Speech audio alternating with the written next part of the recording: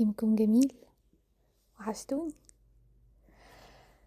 النهاردة أنا مش جاية أقولك تتصرفي ازاي وتعملي ايه. أنا جاية أسألك سؤال. آخر مرة بصيتي لنفسك في المراية وابتسمتي كده بحب كانت امتى؟ مش بصيتي في المراية عشان تشوفي الهالات السوداء أو تدوري على التجاعيد والشعرية البيضاء اللي ظهرت أو تقيمي شكلك اتغير قد ايه. لا لا لا، اخر مرة بجد بصيتي لنفسك فيها وانتي ممتنة انك انتي لسه صامدة وبتحاولي. اغلبنا بيقع في فخ كده ان هو بيحب نفسه بس حب مشروط. يعني انا هحب نفسي بس لما اخس، او انا هحب شكلي لما الضغوط اللي حواليا تقل وارجع زي زمان، او هحب نفسي لما اروح الجيم او اهتم بنفسي.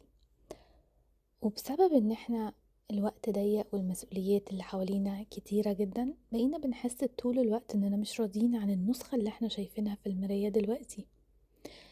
الحقيقة ان شكلك اللي اتغير ده هو الخريطة او خريطة صمودك.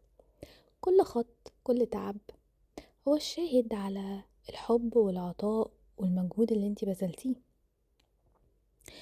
بس عارفين المشكلة فين؟ المشكلة ان احنا نسينا نحب صاحبة الخريطة نفسها. الرضا عن النفس مش بيجي لما الضغوط اللي حوالينا تقل أو تختفي. الرضا بيبدأ لما أقرر النهاردة إن أنا أحب كل النسخ اللي جوايا، النسخة اللي تعبانة قبل النسخة الرايقة، النسخة كمان اللي بتصوت وتزعق، كل النسخ دي، حتى النسخة اللي حاسة بالذنب محتاجين نحبها. لما بنتصالح مع الملامح وشنا وجسمنا، انتي هنا بيبقى عندك صمود نفسي، بتبقي ثابتة. هتلاقي جوه قلبك بقى في مكان بتبنيه فيه ثبات، بيقدر المكان ده ترجعيله عشان يحميكي من اي ضغط انتي بتمري بيه بعد كده.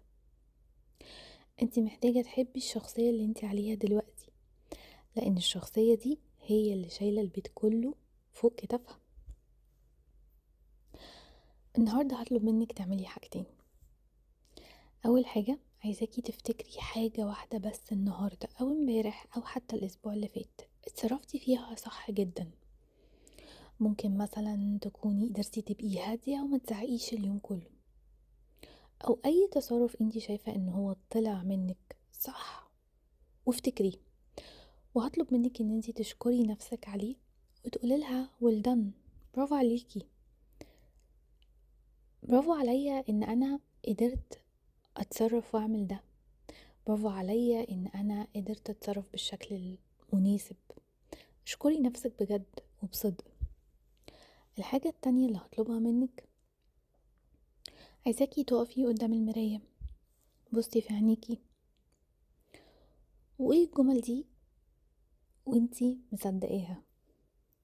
هنا ودلوقتي انا قررت اقبل نفسي بكل تعبها وبحب ملامحي اللي شايلة حكايتي. قيمتي مش في شكلي ولا في انتاجي، قيمتي في اني انسانة غالية ومكرمة. انا غالية وقيمتي عالية. انا استحق الحب والرعاية والراحة. والنهاردة انا بختار اكون حنينة على نفسي. قرريها تاني 3 مرات لحد ما تحسي بالراحة وهي بتدخل قلبك بدل التوتر اللي انتي عايشة فيه. وعشان نثبت الحب ده، قولي ايه اكتر كلمة حلوة نفسك تسمعيها من نفسك النهاردة. قوليها لنفسك دلوقتي وشاركينا معاها، وخلينا كلنا نطبطب على قلوب بعض. كالعادة مستنية رسايلكم اللي مليانة حب ورفق. ودلوقتي اقول لكم سلام.